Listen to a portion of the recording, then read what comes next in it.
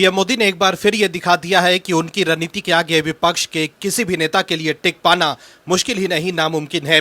ममता बनर्जी और अरविंद केजरीवाल ये दिखा रहे थे कि पीएम मोदी उन्हें कभी हरा ही नहीं सकते हैं, लेकिन अरविंद केजरीवाल और ममता बनर्जी को पीएम मोदी ने ऐसा हराया कि ये दोनों नेता खुद भी अपनी सीट नहीं बचा पाए।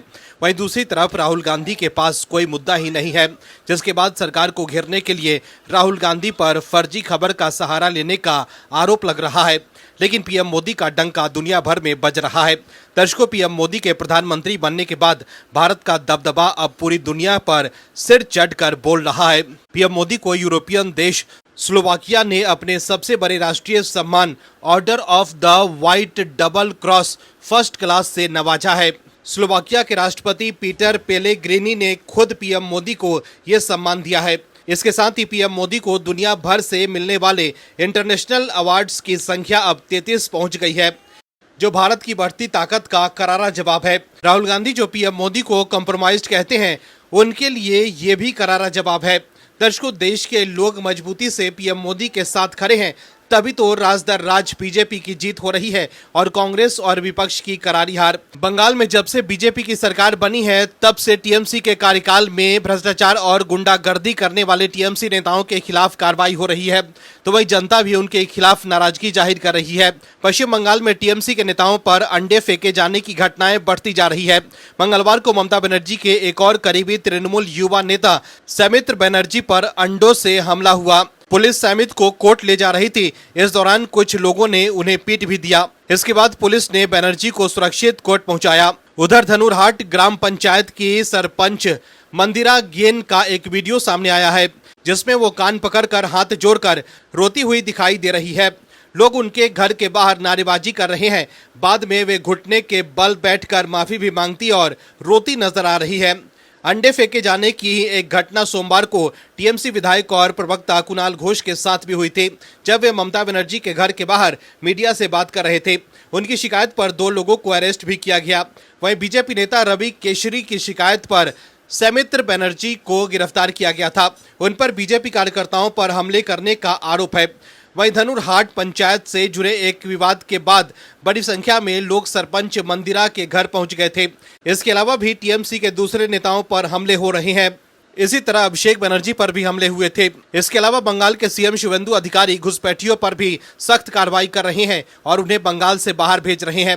वहीं टीएमसी के जिस नेताओं ने घुसपैठियों को शरण दिया था, उसके खिलाफ भी कार्रवाई हो रही है।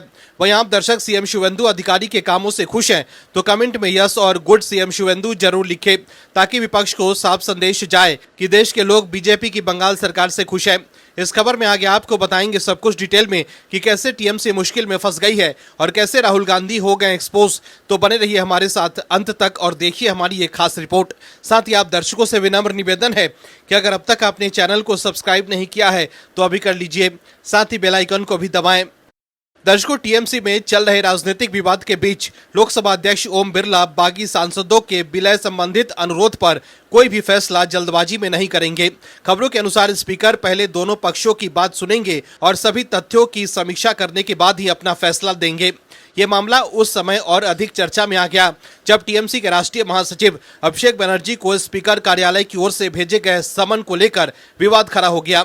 खबर के मुताबिक 15 जून को दोपहर 2 बजे स्पीकर कार्यालय ने अभिषेक बनर्जी को ईमेल भेजकर उसी दिन शाम 4 बजे मिलने के लिए बुलाया था, लेकिन अभिषेक बनर्जी ईडी की पूछताछ में शामिल थे।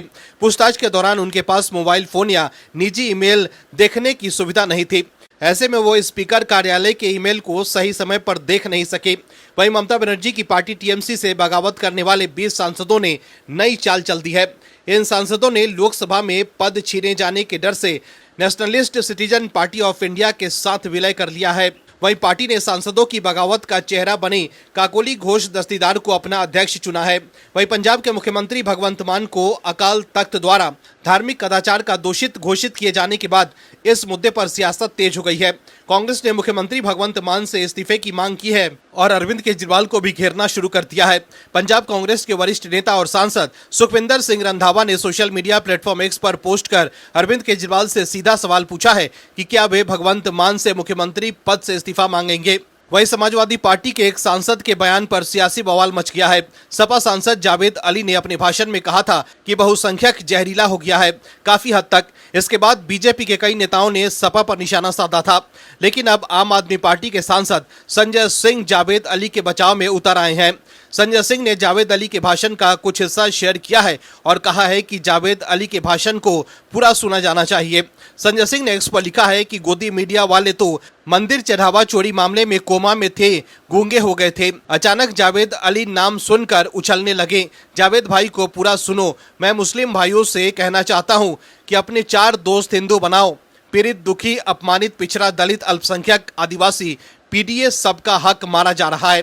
भाषण का चुनिंदा हिस्सा चढ़ाकर नफरत फैलाने का व्यापार गोदी मीडिया को बंद करना चाहिए। साइनी घोष का पाला बदलकर एनडीए में शामिल होना विपक्ष के नेताओं को रास नहीं आ रहा।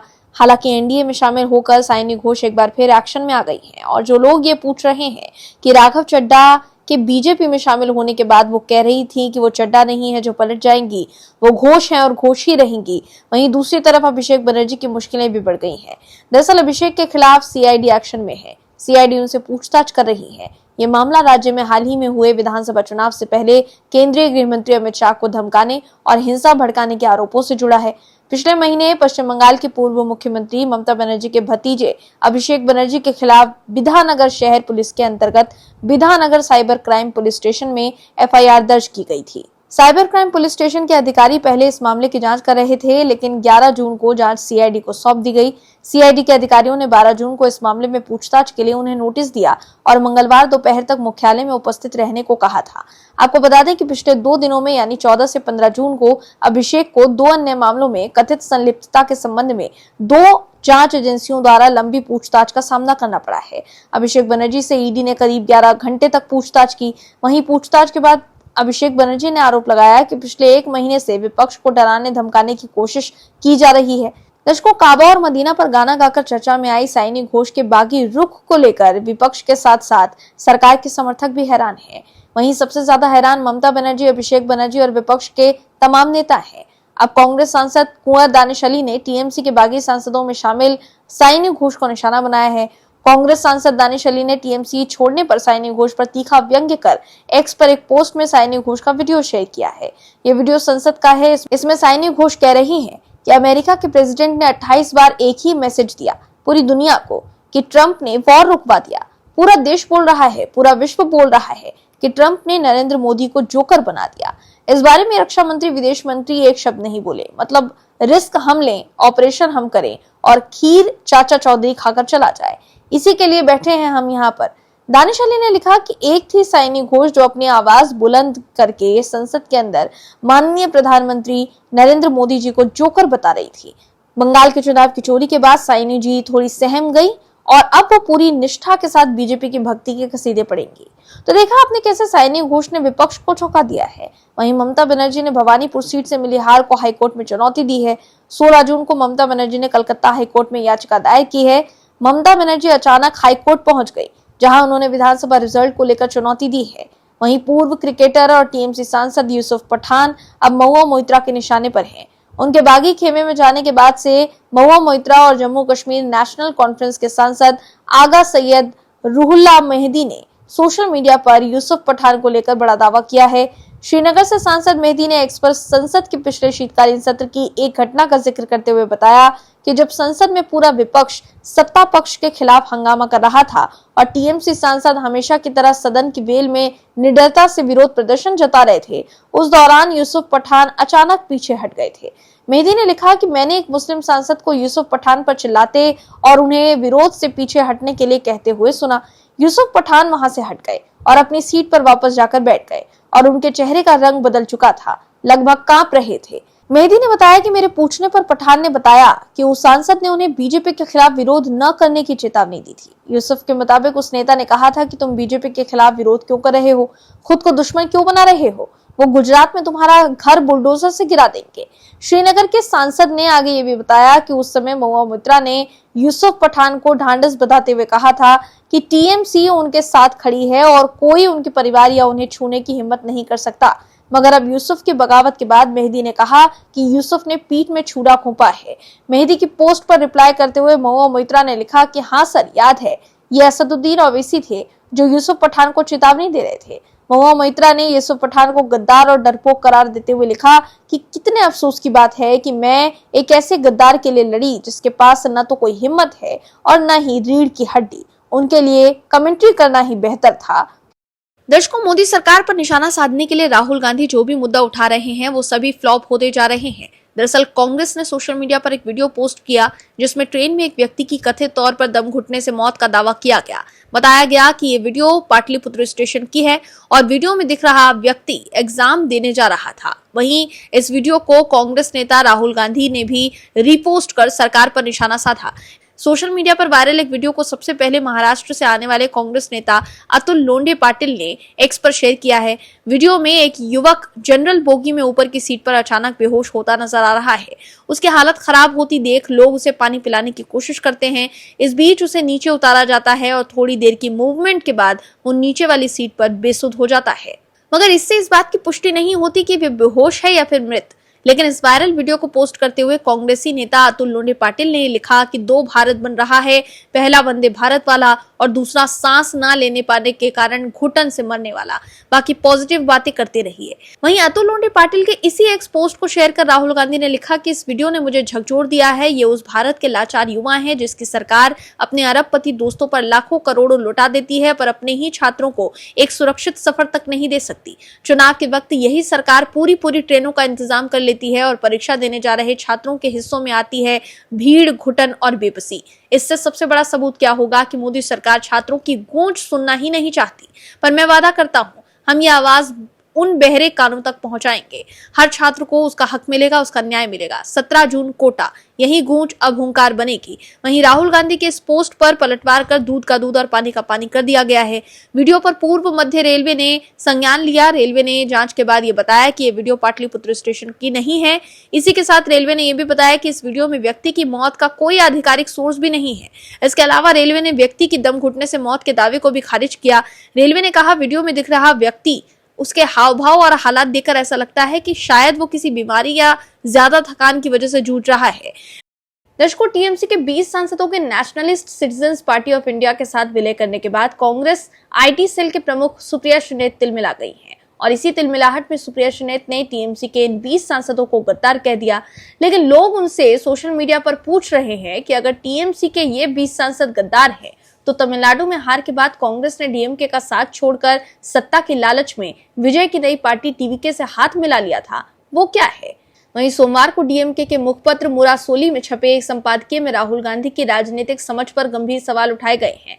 अखबार ने लिखा कि राहुल गांधी दूसरों को तो विपक्षी एकता का पाठ पढ़ाते हैं, लेकिन अलग अलग राज्यों में इस एकता को कमजोर करने वाले खुद हैं।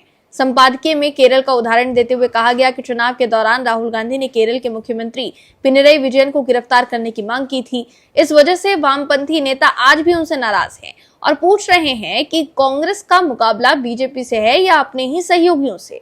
दर्शकों, राहुल गांधी द्वारा विजय की पार्टी के साथ गठबंधन को डीएमके ने एक बड़ा धोखा करार दिया है। साथ ही इस धोखे से नाराज डीएमके ने राष्ट्रीय स्तर पर कांग्रेस द्वारा बुलाई गई इंडी गठबंधन की बैठक का बहिष्कार कर दिया। डीएमके का कहना है कि वो कांग्रेस के नेतृत्व वाली बैठक में शामिल नहीं होगी। दरअसल तमिलनाडु विधानसभा चुनाव में एक दूसरे की दोस्ती की मिसाल देने वाली ये दोनों पार्टियां चुनाव बाद के नतीजों के बाद एक दूसरे की दुश्मन बन गई है। डीएमके का कहना है कि कांग्रेस ने राज्य में गठबंधन धर्म का पालन नहीं किया और गठबंधन में होने के बावजूद सरकार बनाने के लिए अभिनेता विजय की पार्टी यानी टीवीके को समर्थन दे दिया। दूसरी तरफ अब बीजेपी की नजर डीएमके पर है। दरअसल तमिलनाडु की राजनीति में पिछले हफ्ते 2 महत्वपूर्ण घटनाक्रम हुए जो 2029 के लोकसभा चुनावों में नए राजनीतिक समीकरण बना सकते हैं। कांग्रेस से मतभेद के बाद डीएमके ने विपक्षी इंडी गठबंधन से अलग होने का फैसला कर लिया। वहीं कांग्रेस से नाराज डीएमके अब थर्ड फ्रंट बनाने की फिराक पे है और अरविंद केजरीवाल की आम आदमी पार्टी से बात कर रही है। इसके अलावा डीएमके आरजेडी और वाम दलों से भी संपर्क साध रही है। दूसरी तरफ बीजेपी विपक्षी इंडी गठबंधन में आई दरार का राजनीतिक लाभ उठाना चाहती है। मीडिया रिपोर्ट्स की माने तो बीजेपी अब संसद में परिसीमन और महिला आरक्षण विधेयक पारित कराने के लिए डीएमके से संपर्क कर रही है। अप्रैल में डीएमके ने इसका विरोध किया था, लेकिन अब बीजेपी इसमें कुछ बदलाव के जरिए उसका समर्थन जुटाना चाहती है। अगर बीजेपी ऐसा कर लेती है तो अगले आम चुनावों के बाद तमिलनाडु में समीकरण बदल सकते हैं। तमिलनाडु के विधानसभा चुनाव में एआईएडीएमके के कमजोर होने से बीजेपी पसोपेश की स्थिति में है। दूसरी तरफ बीजेपी नेताओं और डीएमके के बीच संपर्क की खबरों के बाद अगले लोकसभा चुनाव के संभावित समीकरण पर चर्चा तेज हो गई है। लेकिन राजनीतिक पंडितों और विशेषज्ञों का मानना है कि डीएमके अगर बीजेपी के साथ जाती है तो उसे नुकसान हो सकता है। बदले हुए परिसीमन विधेयक का समर्थन भी आसान नहीं होने वाला। विधानसभा चुनाव के बाद डीएमके की लोकप्रियता टीवीके के मुकाबले कमजोर हुई है और तमिलनाडु में बीजेपी के हिंदुत्व वाले एजेंडे को भी व्यापक जनसमर्थन नहीं मिला है। लेकिन फिलहाल बीजेपी की नजर डीएमके के 32 सांसद हैं, जिसमें 22 लोकसभा और 10 राज्यसभा सांसद हैं। गौरतलब है कि मोदी सरकार अप्रैल में महिला आरक्षण संशोधन बिल के साथ परिसीमन बिल लेकर आई थी, लेकिन 2/3 बहुमत नहीं जुटा पाने के चलते सफल नहीं हो पाई। 2 महीने के बाद सियासी माहौल बदल गया है, क्योंकि टीएमसी में टूट और कांग्रेस से डीएमके रूठ गई है। विपक्ष के इस बिखराव का फायदा बीजेपी उठाते हुए फिर से 2/3 नंबर जुटाने के लिए जुगाड़ में लग गई है। बीजेपी की चिंता यह भी है कि हिंदुत्व के खिलाफ बोलने वाली डीएमके से गठबंधन करना मुश्किल है। लेकिन बीजेपी के सियासी पंडित इस बात पर मंथन कर रहे हैं कि परिसीमन बिल पर वोटिंग के दौरान डीएमके या तो सरकार का समर्थन करे या वोटिंग से दूर रहकर सरकार की मदद करे। वहीं जिस तरह से डीएमके कांग्रेस से नाराज है, उससे तो साफ है कि स्टालिन अब कांग्रेस के साथ नहीं जाएंगे। वहीं दूसरी तरफ केजरीवाल और लेफ्ट के साथ मिलकर स्टालिन थर्ड फ्रंट बनाने पर विचार कर रहे हैं।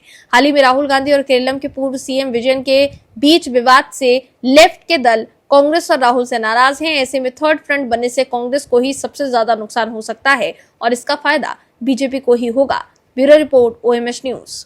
आप दर्शकों से विनम्र निवेदन है कि चैनल को सब्सक्राइब जरूर करें